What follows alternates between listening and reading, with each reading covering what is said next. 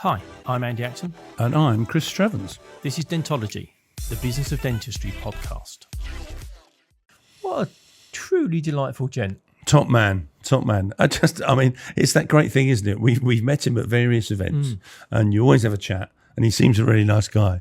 But actually, we found out so much more about him in our 40-odd minute conversation. I think this He's is just a lovely guy. I love the fact that we get to do this with so many different people because there's so many characters that we know in dentistry.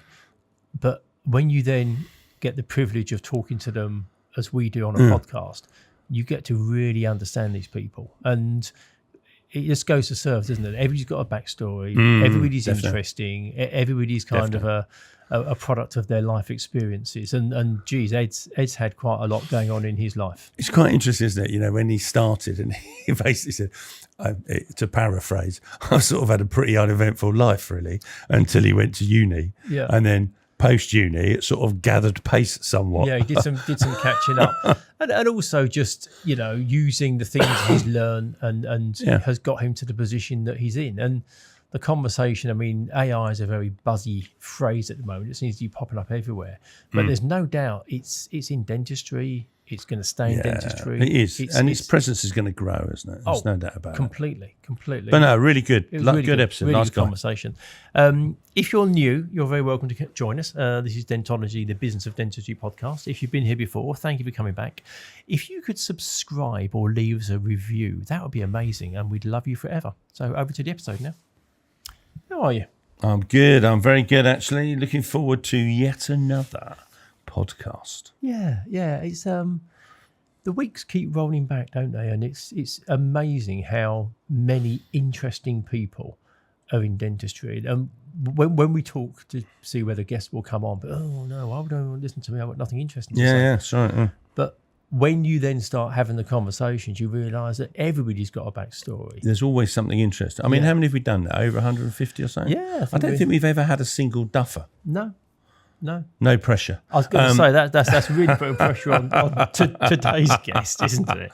Yeah. Let's jump into it and introduce our guest today. So today we've got Ed Calvert joining us, and Ed is an account executive at Dental Monitoring, and Dental Monitoring provides orthodontic monitoring tools using AI. And he's also a lovely guy and a great networker. And to his credit, that's how this whole kind of connection with us started. He kind of messaged and said, "Look, can I come and have a chat to you guys?" Reached out. Yeah, exactly. Yeah, reached out. That's a very this word, isn't it? Yeah, reached out. Yeah, that's kind of up there with sort of idea showers. I'm going to reach out to you. Always makes me laugh.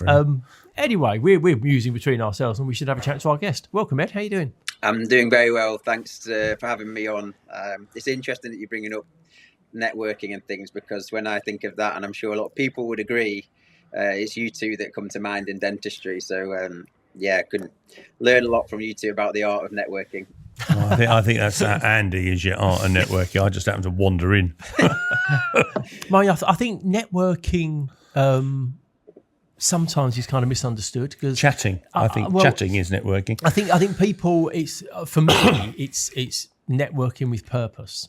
And that then builds relationships. I think networking literally just means walking into a room and chatting and seeing people. But unless there's a purpose behind why you're doing it, and you're building a kind of a spider web of people that you know and how it all joins together, I think you've got to be careful just going to events for the sake of going to the event. I think you've got to, there's always got pressures on our time, and you need to look and be like, okay, if I go there, what's the reason? What's the purpose for this networking event? Or with the intent to sell. I think where people go wrong, isn't it? Sometimes they rock up because they're going to go because they can try and sell you something, and the answer is that's not really what. For me, networking is talking to someone because there may be an opportunity at some time. Yeah, and purpose doesn't have to mean selling, does it? No, that's right. You can go into a room to learn, to better understand people, to build relationships. Yeah. And I think on the selling point, we smell those people from 100 yards. If someone's making a beeline for you, it's like, what they're going to sell me when they look at you and point. Yeah, it's definitely a challenge. Because obviously I am in sales, but I also, if I'm walking down the street and, you said it, you can see them a mile off, commission breath or whatever you call it, you just pull away from it. And so it's always something I'm considering when I'm doing my day job, how can I go about this potentially trying to add a bit of value, but not, not going in trying to do a hard sell, essentially trying to see if it would be a good fit for someone or not. Absolutely. Before we get into the world of dentistry, which is the one that we live in quite a large part of our time, there's clues to who we are from our childhood. So can we kind of roll back to the young Ed and give us an insight to what your childhood was like, where was your upbringing, family life? Just give us this little context in terms of who you are. Yeah. Are you Edward or Edwin? So I'm Edward, but typically that gives me a bit of, I don't know, PTSD is definitely not the right word, but when I hear Edward, I feel like this is when I'm getting told off. So if anyone says Edward, we've suddenly become your parents. Yeah, exactly. It gives me a bit of the fear. So most people Ed or Eddie informally, but yeah, I grew up in, not everyone knows it, so I say I grew up near Blackpool because most people know Blackpool, in a place called Lytham. So Lytham St Anne's. Yeah. So you know it. Golf course. Golf course. Yeah, it's a nice little town, but kind of famous maybe for the golf course. Yeah. And probably a lot of people go there to retire. It's not the most interesting place in the world, but it's also quite nice. Had a pretty uneventful childhood. I don't think I've got any sort of childhood traumas as per se that I'm aware of. I had it fairly easy. Youngest of 4. So I was 6 years after my brother, and then I've got a sister that's 8 years older and a sister that's 10 years older. So I was an accident. I got told I was an accident. So, or a gift. I think a gift. Yeah, you're a gift more than an accident. It wants to be known as an accident. Ed the accident Calvert. That's a nicer phrase. Yeah. A gift. We'll go with a gift. It's much better. So I had a little bit of I guess the best of both worlds. So I had my siblings, but also, almost a bit like only child in some ways because I was a bit later. But yeah, all fairly straightforward. My dad is a doctor, psychiatrist, and my brother ended up being a doctor. And then my mum was a primary school teacher, and my sisters became teachers.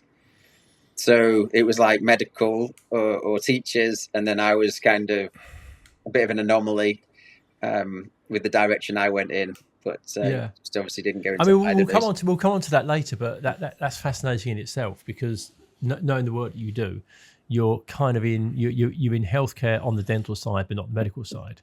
But also a lot of the work that you do is education based in that you're having to educate a market. Smooth. But isn't it? It's I like that. Like I say, so whilst a combo. Yeah, on face value, it looks like you've kind of done your own thing, but it may be that you've actually kind of grabbed a bit from each of them and melded it into something that kind of suits you. It's a hybrid. Yeah.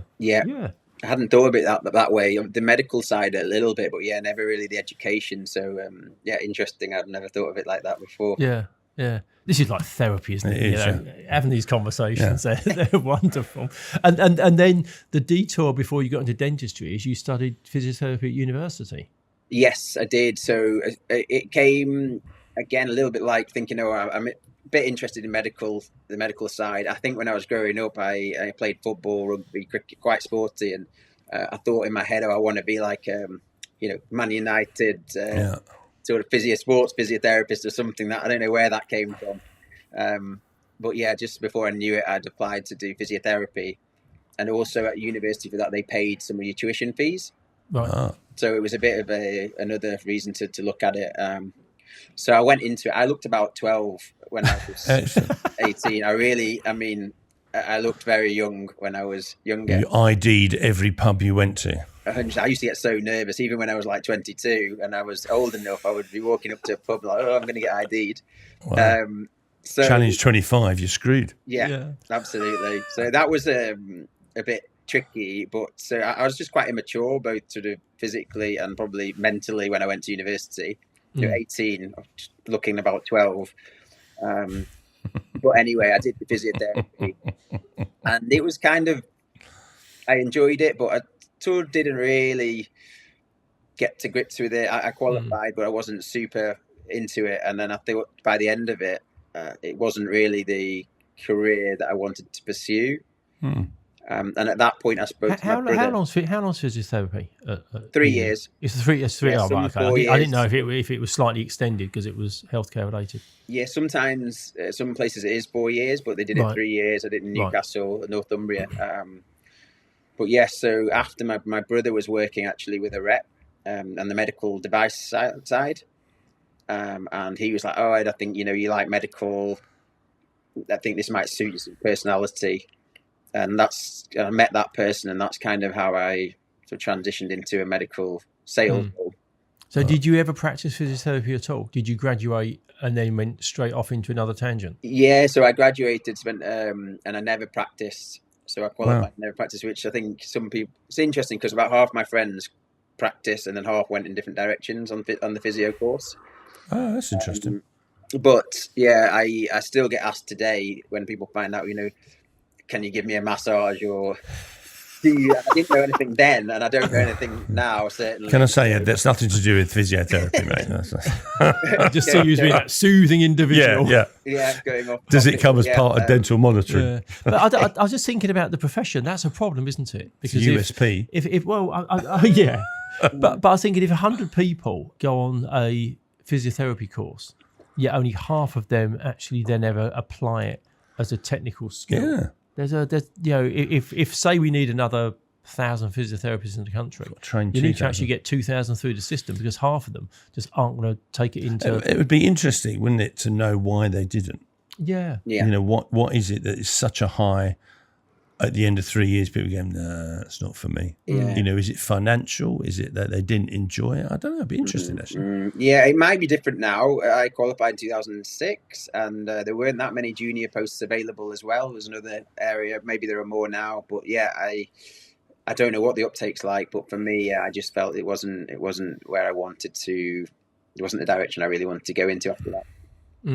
So medical devices. Can I just say, it always makes me laugh, medical devices. Well, and that's the thing. What is a medical device? Well, and that's got to be the next question. False leg. Is that a medical device? I was going to say, we're going to have to dig in. So that seems a very broad brush catch-all phrase. So what specific area of medical devices were you? I might regret asking this. Yeah. We should have maybe asked this question before. You might need to censor this next bit out. Exactly. So what part of the medical world were you in? So I went through a sort of graduate recruitment thing and ended up moving to Edinburgh. So I had the option of a graduate role in the northwest where I'm from, or Edinburgh. I just decided Edinburgh got voted a good place to live. I'll try that. Yeah, nice place. So it was actually in surgical devices. So, it was laparoscopic devices, which are essentially keyhole surgery. Oh, okay. And mainly anything between sort of the head and the body. Right. So it would be some colorectal things and very unusual things. And I had to go to Paris for 4 weeks to train because I needed to know how the surgery was done. So where to put it? It was very interesting, but it was super awkward because they would be doing operations on animals. Right. Nice. And I think they've changed it all now, but at the time it was done that way for surgeons to get used to doing procedures and things. Yeah. But I remember, again, I looked very young, and I remember coming after that training and going out, going through airports and stuff with these pieces of equipment that looked very dodgy, to put it lightly. Getting asked what this was and me trying to explain that this was used for colorectal surgery. Nice. It was a bit. I bet that was a conversation stopper. Yeah, it was probably the leather chaps that were in your suitcase as well. The combination was getting me flagged up a lot. Leather chaps and the whip. It was very like I don't think anyone really grows up, or maybe I'm a bit wrong, but grows up wanting to go into sales or thinking, when I grow up I want to be a salesperson. So sort of fell into it a little bit, but it's quite interesting to be in surgery to help guide a surgeon onto how to use your product. And hopefully that is going to help someone's life significantly. So I did enjoy it, but I tell you what, probably in a sort of bizarre way, the having to explain it to a non-medical person as to what it was is probably quite a good basis for then selling it to someone. Do you know what I mean? If you've got to explain to someone at customs yes, what it is, who has absolutely no idea what it is, in a way, I just think to myself, that's probably not a bad. You probably learnt some good tips and things that you then used because you were like, okay, you understood this, so I'm going to explain it to you in customs terms almost. Oh, yes. But you say it about sales and kind of people don't naturally want to be in sales. I think there needs to be a general acceptance. We're all in sales, regardless of your job. Whatever you're doing in your life, you're in sales. So whether you're actually going out and selling a product or a service, or whether you're trying to negotiate to get your kids to eat their breakfast or go find to a girlfriend bed or a wife or whatever, whatever it is, you're in sales, and I think because it has this kind of sort of slightly jaded double glazing car salesman type. That's where people jump to when they say sales. But equally, what you just described is providing some expert guidance to a surgeon to get a better outcome for a patient using a medical device that you're trained on. Another way of describing that, sales. Yeah. So, and I think it's kind of always getting over the fact that it's okay to acknowledge that sales is actually a good thing, because that kind of what's made the economy turns around. And if you're good at sales, it impacts so many other areas of your life as well, positively. Yeah, I agree. I think so. In any role I've ever had, as long as I genuinely believe in that product, that it can help patients, a practice, someone, then that is all good with me. It might not be the right fit for everyone, but as long as I really believe in what it can do for some people, I've seen it work for people, then I don't have a problem. If I don't believe in the product or the service, obviously that's a different situation, and I wouldn't be able to do it. But yeah, I agree. We're always negotiating, trying to influence, trying to sell in our life day to day anyway. I'm always just trying to get free prawn crackers when I order the Chinese. I tell you, I can't help myself, honestly. And then your life took a slight twist back in 2017, 2018. You describe it as an early midlife crisis. What was the run up to that, and how did that manifest itself? Yes, so I'd sort of just been ticking over in a few different roles. When I moved to Scotland, I met a Scottish lady quite early on in moving there, and was with her for quite a long time. Got married when I was 30. Also in my late 20s, just quite randomly out of the blue. It was very odd. I remember specifically driving across the Forth Road Bridge near Edinburgh and thinking, I'm so lucky. Like, I've had such a sort of cushy life. Everything's so great. It's a sort of bit odd. And then, not long later, I was just, maybe too much information, but I was just in bed and I actually felt a lump. So I felt a lump on my testicle. And I thought, wow, that feels a bit weird, bit abnormal, a bit like a walnut, if anything. And I thought, okay, a bit strange. And then my ex at the time made me go to the GP because I wasn't probably going to go. You were being a typical man. Exactly. You just, so it will be nothing. And then so I went, saw the GP. The GP immediately looked concerned, not the non-verbal was looking concerned. Yeah. So I was thinking, wow, I don't feel sick. Yeah. This is all just happening very quickly. I went to get an ultrasound scan, and it was testicular cancer. Right. So slightly awkward, and I won't go into the full story here because it's probably not PG. But I was working in a private hospital, in my sales capacity, trying to get a surgeon to use our product, or they were using some of our products. Yeah. And that hospital eventually had to do the procedure on me. Oh, wow. So to remove the testicle in question, and then they offered me an implant if I wanted it or not. Yeah. So it all happened really quickly. So that was sort of one element, and then luckily I didn't have to have chemo or anything like that. But it was because I caught it very early. Mm-hmm. Lots of blood tests, CT scans, seeing the oncology centre frequently. Mm. Then after 5 years, they give you the all clear. Yeah. Right. And just about the timing that I had it all clear, I also got divorced. Right. So that marriage didn't work out. And so at that stage, I just sort of was in a bit of a low point. Mm. The career, understandably. Yeah. You had a tough time, yeah. It was quite an unusual thing. And if anything, the divorce probably impacted me more than the cancer, because, the cancer never really made me feel sick or anything. Just it was a bit of a shock. But when I got divorced, that hit me quite hard. And I actually had a job that was the best paying job I've ever had, loads of perks, but it just wasn't fulfilled. And I did jiu-jitsu as the other thing. I was doing martial arts quite a lot of this. And I just woke up one morning and thought, I'm going to get a one-way ticket and I'm going to travel around, give up my work. I've got some savings and do jiu-jitsu and travel around the world. And that's what I ended up doing. Wow. So that's my early midlife crisis. Was that quite out of character for you to do that? A little bit. I did a little bit of travelling, sort of gap year after university. You can only say that one way. Yeah. I know, yeah, it's a bit ridiculous, but I did a little bit, but only a couple of months.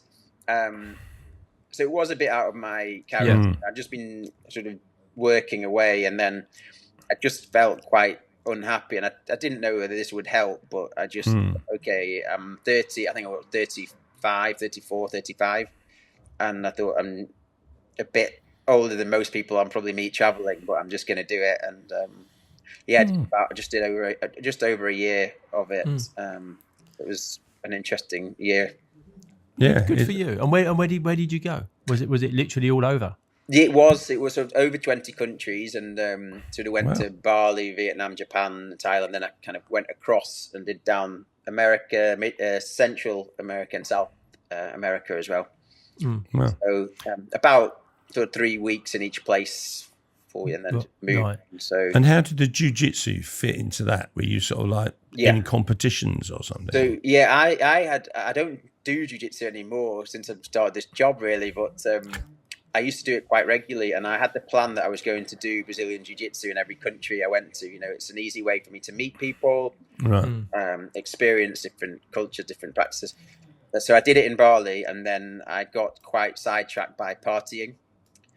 So I kind of took a different tangent, and I was going around, and then I like the way you say sidetracked. It was a choice, Ed. It was a choice, yeah, and it was a choice, but I got to the stage where I thought, I'm meeting all these interesting people outside of it, and they're wanting to go to, experience the Colombian nightlife, or, in Japan, wherever I am. Yeah. And I thought, I think I'm more interested in seeing that side than doing the jiu-jitsu. Yeah. So I kind of, as the year went on, I did less and less jiu-jitsu. Right. Yeah. And did you travel? Sorry. Did you say Brazilian Yes. jiu-jitsu? So what's the difference between, because I only thought of jiu-jitsu's jiu-jitsu. So what's Brazilian jiu-jitsu? So my understanding... I was going to say something really rude. I changed my mind. Yeah, I can see where you're going. Don't know what you're talking about. I think so. There's traditional jiu-jitsu, which is probably more like Japanese, a little bit less sparring and a bit more like showing you the moves, where Brazilian jiu-jitsu is more like you definitely spar, so you grapple with each other, and you go 100% if you want with sparring, but there's no punching or kicking. It's all like chokes, strangles, locks, bit of wrestling. So it's just a little bit different in the way it's done. Okay. And when you travel, did you travel on your own? I mean, I've never done a gap year thing, but everybody kind of says if you're going to do it, make sure you go on your own, because that's when you get the best experience. He was the old you bloke. Meet more people. Yeah. So when you moved on to a new place, did you kind of carry anybody with you? Or was there anybody on the way that went, oh, that sounds like a cool idea, and they joined you, or was it genuinely you were just moving around as a solo? Yeah, so I went on my own, and you're so right. I what was interesting is I mainly stayed in hostels because obviously the financial element, and there were some really nice ones, but what was super interesting, you never knew who was going to walk in. Like, is that going to be a future friend? Am I going to click with them? Am I going to really find them annoying? And they're always going on their own path. They're going for a certain amount of time. Not most people aren't going for a year, maybe a month or 3, something.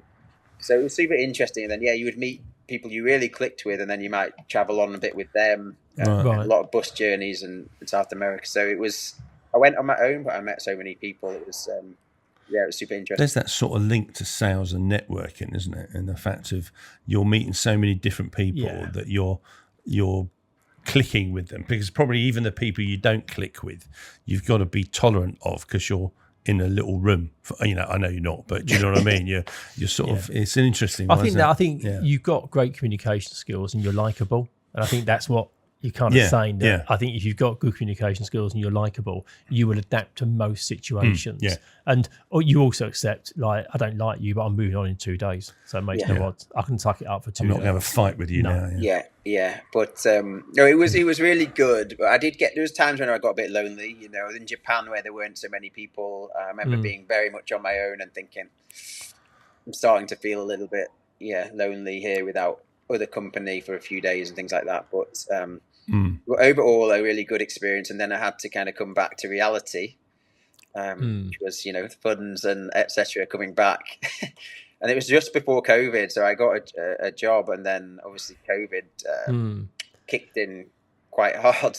Yeah, absolutely. And when you came back, whilst you were depleted from a funds point of view, were you re-energized, and had you filled your cup up in terms of how you were feeling after that year? Oh, nice picture.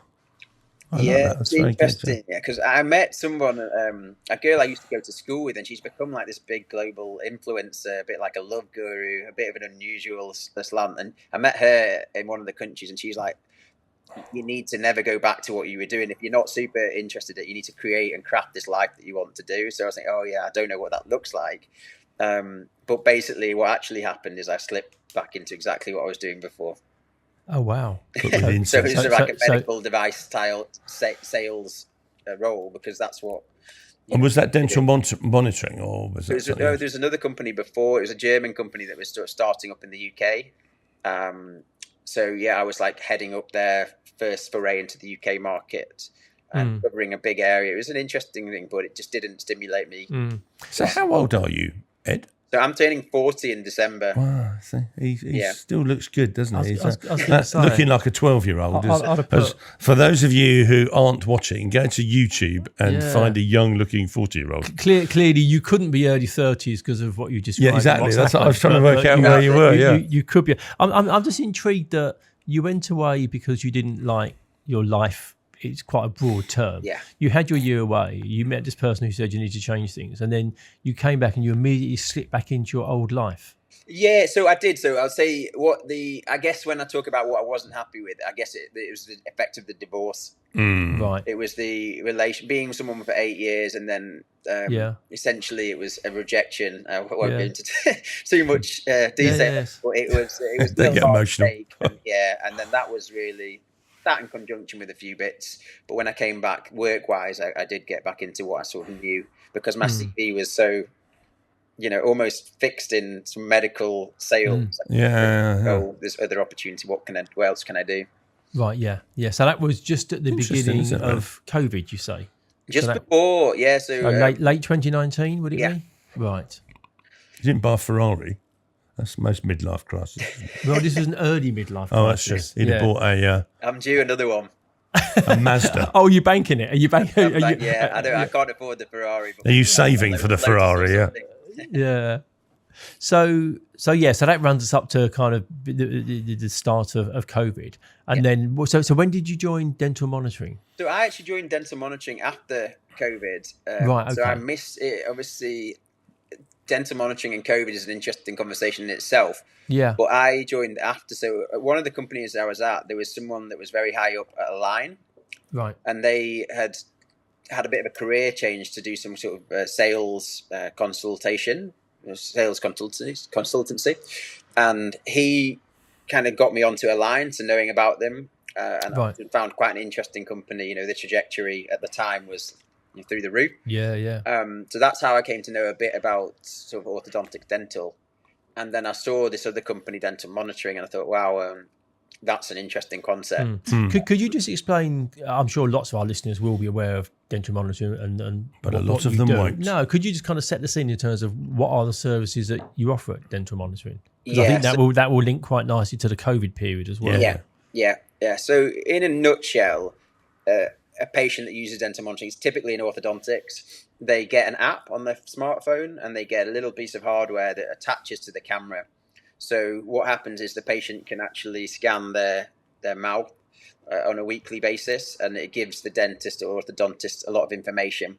So if things are going well, it may be a bit more convenience and reassurance for a patient. If things are going off track, which sometimes they do, it alerts the practice so they can see the patient sort of at the appropriate time. Actually, obviously it's remote, so you're getting that information. Let's say I'm your patient and you're the dentist. You get information about my teeth from my home, coming through to your office. So you know what's happening remotely as well. Which, linking back to COVID, you can see how, I think COVID was a terrible time, but I think sometimes we overlook innovation. Yeah, the innovations and some good things came out of it. And I think I think as humans, we value connection more. I think we realise that being at distance and just communication digitally isn't quite what humans want. Humans are designed to share the same space, and it is very different.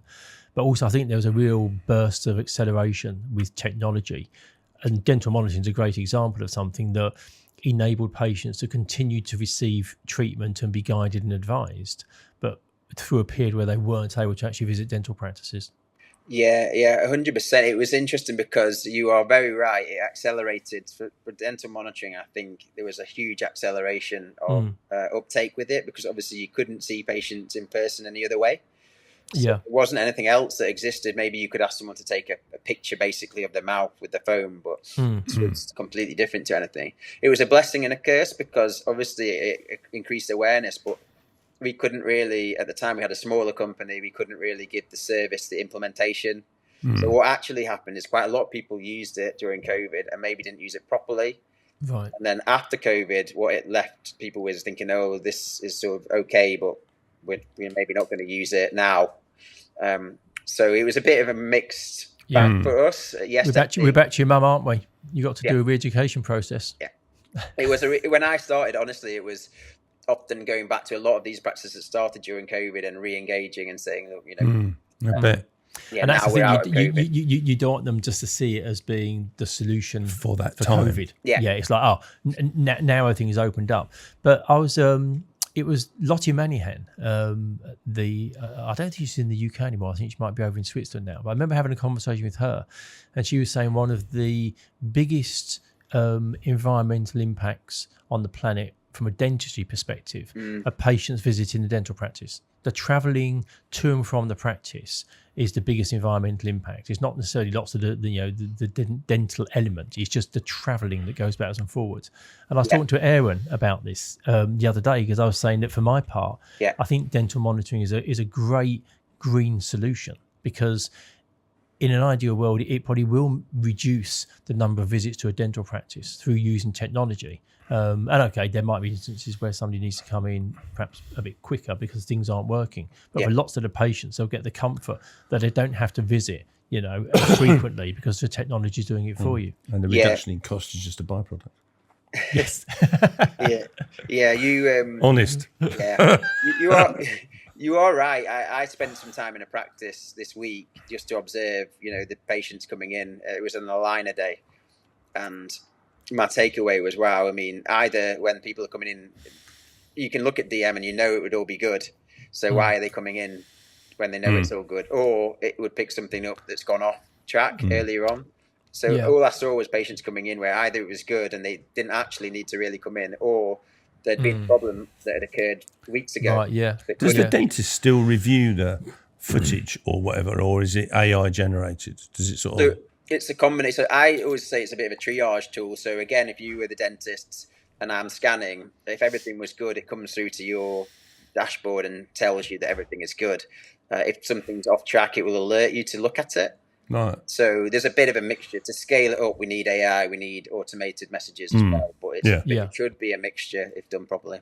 And going back to what you were saying about it was kind of for a period seen as the solution to COVID, and then everybody kind of defaulted back to their ways. Where is dentistry in terms of adopting AI? Are we still very early on and it's not quite there yet, or are we at that phase where we're getting to kind of mass adoption? What's your take on that? So I can't speak for AI in dentistry. I know there's companies like Pearl. Yeah. There's lots of AI companies out there now.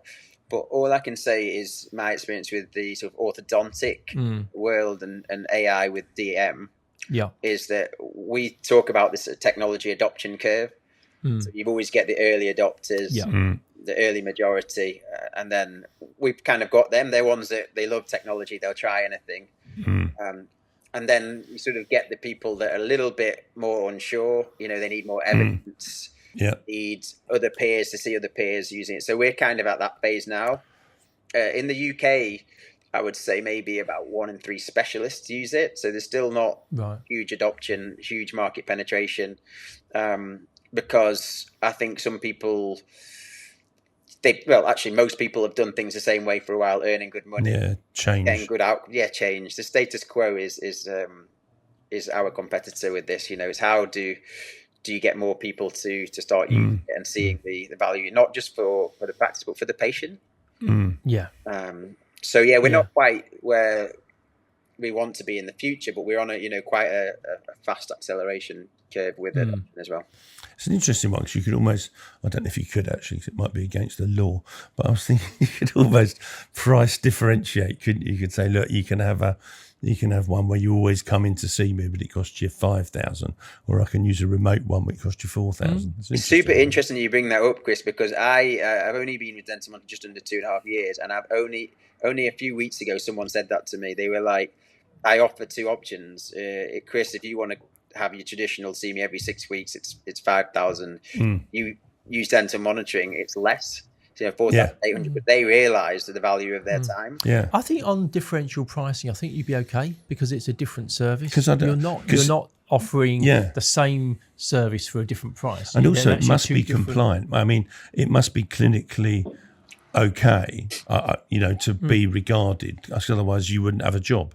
It wouldn't work. Do you know what I mean? So it's going to be, and I suppose it's regarded as a proper clinical diagnostic tool. Cool, that was tricky.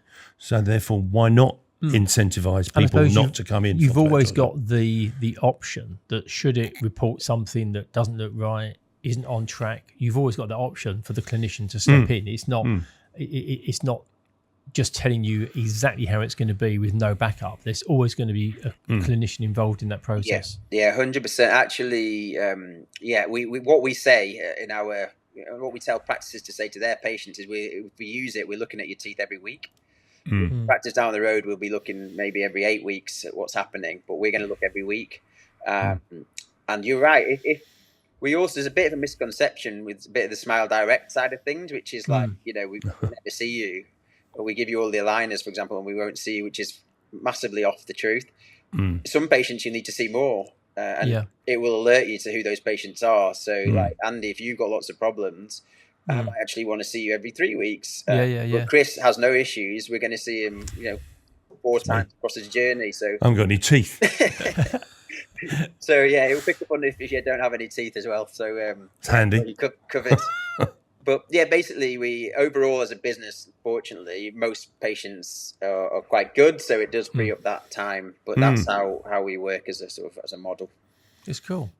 And I just think for all of us being involved in a profession where there is new ideas, innovation, investment, because once you start going further and further up the tree, you want to make sure that you're in a profession that's getting the attention of the people who are looking to make significant investments for the future. And where you see innovation, new ideas, them being adopted by the profession, that's good news, because that's what brings money into the profession, which is good for everybody. Yeah. It's an interesting space. It's a challenging role. I mean, last year versus this year, I found that I'm doing kind of the same activity, but it's felt harder because I think everyone's looking at the numbers, the costs are rising, concerned about sort of macroeconomics, whatever's happening. So it's felt more challenging. So, but I think I can just imagine, I think every treatment will be monitored in the future. That's my thought. Maybe it'll be 5-10 years, but I can't see how we can monitor all treatments in the future. Yeah. It's a real interesting one, isn't it? Because in a way, for all of you dentists listening, it's that thing about understanding business in a way, that whilst dental monitoring might be a cost, the actual saving that you're saving is balanced against cost. And then surely if you're doing less time, that means you can do more hands-on work, which is then an income generator. But I think going back to what we've known over the years, and they focus on a cost of something without necessarily saying, well, hang on a minute, and also, look around that cost. I think there's kind of the status quo muscle memory. We all we've always done it like that. We all do things the same way because we've done it for years, and we don't always go back and go, could I do that another way? And you're disrupting a market that's well established, well known, and it's quite repetitive in its work. So when people are very comfortable doing something a certain way, introducing a new way of working is quite challenging. Well, it's a bit like, isn't it? So, I mean, it's going off a bit of a tangent, really. But people with dentures, that a lot of dentists dislike dentures big time, but only because they historically think of NHS dentures rather than actually really high quality, expensive dentures that are very profitable. It's trying to almost change people's mindsets, isn't it? Yeah, it's an interesting area. I've always thought in my roles that I have to, like you say, it's a muscle memory, and you're only really going to change unless you sort of identify yourself that there's a problem or a big enough upside to make a switch. Yeah. I think unless someone acknowledges that there are issues and it could be done a better way, you're never going to change how to work. It's the same in my own life. I'm trying to promote change, but I don't really like change that much. Inertia. We're all caught in inertia. And also, I think as humans, we typically only buy things for two reasons: it's greed or fear. And I guess what's going to happen is, and fear tends to be a more powerful motivator than greed. And as this starts to come through the profession in greater numbers, the fear will be you're going to get left behind. Yes. And I think that's when you'll start to get the mass adoption and perhaps some of an unkind term, but some of the dinosaurs of the profession that have done it an old-fashioned way and don't want to change, having to change. Traditionalists. Yeah, a kind of word. But I think that will be something that will come through. Yeah, Ed, it's been wonderful. We've certainly covered some ground, haven't we? We started in Lytham St Anne's. We went to Edinburgh. We got to Bali and Japan and Brazil. We went through Brazilian your own jiu-jitsu. Exactly, your own career. But we can't let you go. And he's not even 40 yet. Yeah, exactly. Looks about 12 still. Exactly, yeah, the 28-year-old looking 40-year-old. Do you get ID'd at all now? No, unfortunately not. Although I go, my wife, Ashlyn, she sometimes goes to the supermarket, and now I've started to, someone said, "Is that your dad?" And I was like, I don't know. So it's switched. Like, that's, changed. Oh, dearie me, that must have hurt. Yeah, that wasn't good. And someone also asked, my brother was convinced, my brother's 46, and he's convinced he looks younger than me now. And so they asked at a supermarket again, and they were weighing up who looks older. I think that's always awkward. The solution for that, Ed, go and buy yourself a Harley Davidson. That fixes everything. His wife's 18 though. Yeah, I didn't mention that. So to finish up, Ed, you're a fly on a wall in a situation. Who's there and where are you if you're given the chance? Yeah, so it's going to sound a bit sad. I was sort of reflecting on who that might be with, but because I'm so invested in dental monitoring and the dental world and the future of it, I think I would love to be maybe in some of the big companies' boardrooms to when they're talking about the future pipeline strategy, that sort of just to understand where this whole market's going. I think to me that would be very interesting. I know that's maybe not so profound, but just more the gossipy side of me. It's relevant. It is. And you're right, because that's where those embryonic ideas start that will manifest themselves in products and services in 2, 3, 5 years. Elon Musk, let's send a big rocket that lands back and can get caught. Yeah. That's never going to happen. That old chopsticks thing. It did. Yeah, I mean, stuff like that. Amazing. That was wild, yeah. And if you could meet somebody and sit down with them and have a coffee or a glass of wine or a beer, who would that be? Yeah. So this one, Ashlyn, my wife, grew up in the 80-year-old, and then she moved to South Africa and grew up there. So, but the person I would probably want to meet would be her dad. So he passed away when she was 14. Oh wow! But to be honest, he passed away I think when he was 41 or 42. Ooh, but had such a busy life, sounded like such a big character. He wrote a book. He emigrated from Argentina to South Africa without being able to speak English. Did all sorts of things in the Air Force as an engineer, and just really big character. And I think it would be just really interesting to have an opportunity to have met him. So I think that's who I would choose. It's always fascinating when you hear of people that pass away very young and they cram so much in to their lives. My wife, one of her kind of uncles, he died in his 40s. But when you listen to the stuff he did, he bought and renovated hotels. He tried to get a care home off the ground. He had loads of different businesses. And you just think, geez, if you think that most people don't really kind of join the world until they're about 20, and these people have kind of gone by the time they've hit 40. That's not long and they get so much done. They're quite remarkable characters. Yeah, I agree. It makes me feel a little bit guilty about, what I've managed to fit in. Some people just have managed to squeeze a lot into their time, and fair play to those that do it. But I think it's inspiring, but also I think we should also live our own life. I don't think we should feel necessarily pressure when we look at other people. I think they say like, you haven't done too bad though with years travelling. Oh, I was going to say, to me, it sounds like you've built a load of great life experiences in there, which is good. Lots of pictures, I hope. Yeah, I did have I did post quite a lot on my sort of private Instagram for a while, and then I think people got sick of it. They were seeing me just traveling around, and I don't think they were living the same sort of life. So jealous. That's what it is. Exactly. They were jealous. Jealousy. Ed, thank you for your time. It's been wonderful. It's been a really enjoyable conversation. Keep well, and no doubt we'll be bumping into one another very soon at an event or something to do with dentistry soon. Yeah, brilliant. Thanks, Ed. Look after yourself. Cheers, mate. Cheers, Ed. Take care. Thank you for listening to this episode of Dentology, where we discuss the business of dentistry. If you like what you heard, please do subscribe where you found this episode. That would be amazing. And also follow us on Instagram.